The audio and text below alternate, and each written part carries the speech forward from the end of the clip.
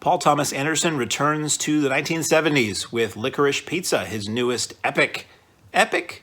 Sure, it's over 2 hours. Let's call it an epic. His newest epic set in California of the 70s. Much like a lot of his films, ensemble cast, quite meandering, excellent soundtrack. I'm a big fan of Boogie Nights. So for me, and I'm sure he loves hearing this, but for me, that was my introduction to P.T. Anderson.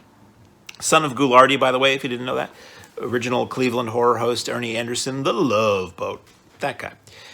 Paul Thomas Anderson really kind of exploded with Boogie Nights. And before that, he'd done a film called Hard Eight, which I watched after Boogie Nights, which I thought was really good.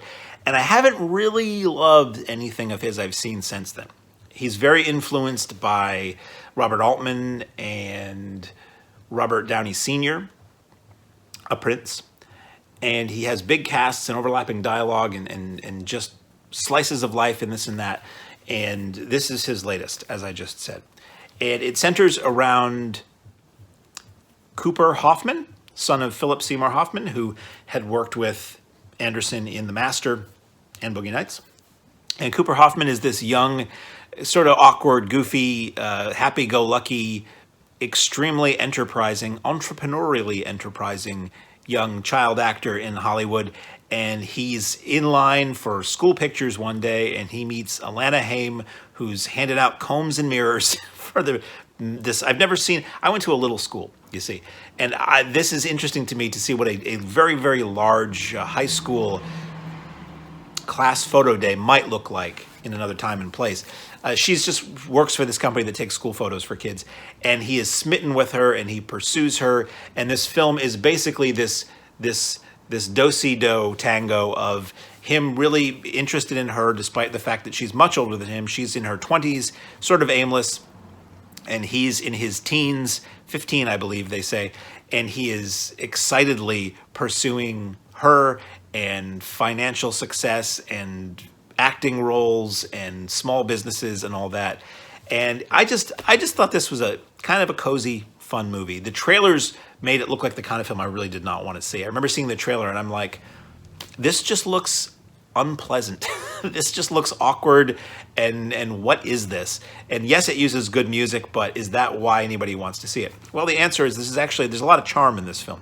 The leads are very good. Breakout performances, as they would say.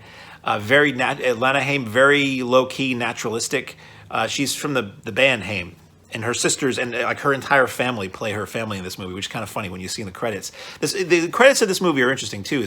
We were watching it, and a lot of really recognizable last names, which making me think it's a lot of siblings and children of famous people in Hollywood or actors are in this. Like Tim Conway Jr. is in this movie, and he's fine. And a lot of little cameos by people. Bradley Cooper plays John Peters, the famous movie producer, famous Hollywood hairdresser turned movie producer, on and off again, boyfriend of Barbra Streisand. And he's just kind of nuts in this movie. It's just like, and I'm just thinking, is John Peters alive? Because is he okay with how he's portrayed in this movie as like a kind of a coked up maniac and big time not nice guy? And it's just, so it's hard to describe the story. I think I already have. It's really this young guy who's trying to convince this older woman to fall for him and love him, and her trying to just kind of be like, yeah, whatever. And she finds him somewhat charming, so she goes along with some of his crackpot ideas and schemes. Like he falls backwards into operating a waterbed company, which is kind of funny.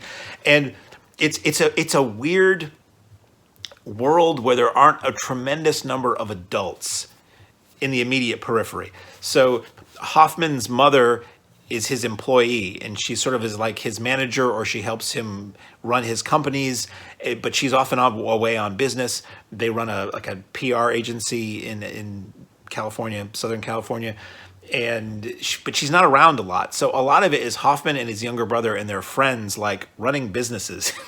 At one point, they have a giant truck, and they're delivering waterbeds to adults, and it's little kids. It was this weird Little Rascals after-school special kind of vibe that it had to it. The film is interesting. It's show busy, And I was a little worried going in that it was going to be a movie. Movies about movies, I always feel like the general public doesn't have much interest in that. Film fans do and industry people do, but I always feel like they don't really land for normal people. This movie is that a little bit. At one point, Alana Haim's character decides to become an actress with Hoffman's urging or help, and she goes on auditions, and she meets up with Sean Penn, who plays, I don't remember the character name, but I think he's supposed to be like a Gregory Peck kind of guy. And you see Tom Waits as a former director of his, and those clips are kind of highlighted in the trailer, and I'm just thinking, oh God, it's going to be one of those movies, but it wasn't. It's very fleeting. What it really is at its core is a movie about just nice, predominantly decent, predominantly sweet. I say predominantly because they each do things that are a little not totally above board to each other and other people. And Hoffman's character is pretty, cheeky and happy-go-lucky, but you hear things here and there that make you go, hey, he's a little bit of a creep. But overall, it's nice people just trying to find their way in life in an era that I find very interesting, with a really good soundtrack. And it's kind of a slice of life thing. I was never bored. I was always kind of into just what was going on and where the story was kind of going to meander. Moments of hilarity, moments of drama and sadness, moments of kind of edge of your seat nail bitingness, if in an automotive sense. I won't say too much about it, but it was a sequence in the movie where I'm like, they are going to die. And but ultimately just kind of a lot of fun. It reminded me in a very, very vague way of a movie I love, Don Coscarelli early film called Kenny and Company, which is about just a bunch of kids, snapshots in the life of a few kids over this period of time, getting into mischief and hanging out and stuff like that. Now, I was born in the early 70s. I have memories of that decade to a degree, and I have memories of seeing that decade on TV just after that decade. So I got a big soft spot for the 70s. You set a movie in the 70s and you make it pretty accurate, and you've kind of hooked me. So I was thinking, if I watched this exact same film, but if you had just changed it and had it set in the 90s or now, would I like it as much? Maybe, probably not. A lot of it was, I was just feasting on the clothes and the set decoration and the music and the cars and the interiors and the exteriors and all that. So that went a long way for me. Because it's P.T. Anderson and he has a lot of weight, pull, as they say, a lot of that. Probably does have a lot of that, but it's a lot of this, which is me just not having castanets for some reason. He has the ability to get his films released in interesting formats. Tarantino does as well. There are several directors now that if they ask or if they demand, the studios will strike physical film prints of them. So Licorice Pizza is actually playing on 70 millimeter film, which is a pretty dead format for the most part. But, and if you don't know, 70 millimeter, larger piece of film, higher visual quality, oftentimes better picture and sound for celluloid. 70 millimeter was like a prestige thing for a long time, that you would see Sound of Music in 70 millimeter, Lawrence of Arabia in 70 millimeter, things like that. But it really fell out of favor in the 80s, into the early 80s. I think I had heard somewhere that, well, actually, no, I did see Terminator 2 on 70 millimeter a few years ago. So at least into the early 90s, it was a thing that could be seen. But as theaters dumped projectors and film became more of a specialty thing, it became rarer and rarer. Because P.T. Anderson is who he is, he has his films released on 70. So in bigger cities around the country, you can see Licorice Pizza in 70 millimeter, you can see it in 35 millimeter, and you can see it digitally, which is probably how the majority of people will see it. We were interested in seeing it on film, and where we are here, the easiest way to go see this was to go to a place that had it in 35. So it was kind of cool to see 35 millimeter again. It looked great. It was a new print, with 35. If it's mishandled or over time, it'll pick up scratches and dings and splices and all that stuff. This didn't have that, but it was interesting to see the little Q mark in the corner before a reel change and sense a reel change, which was kind of cool. I liked Licorice Pizza. I think it was fun. I think it's much more appealing to people who are into the 70s or remember the 70s. I think it is much more for people who dig P.T. Anderson's work or ensemble films.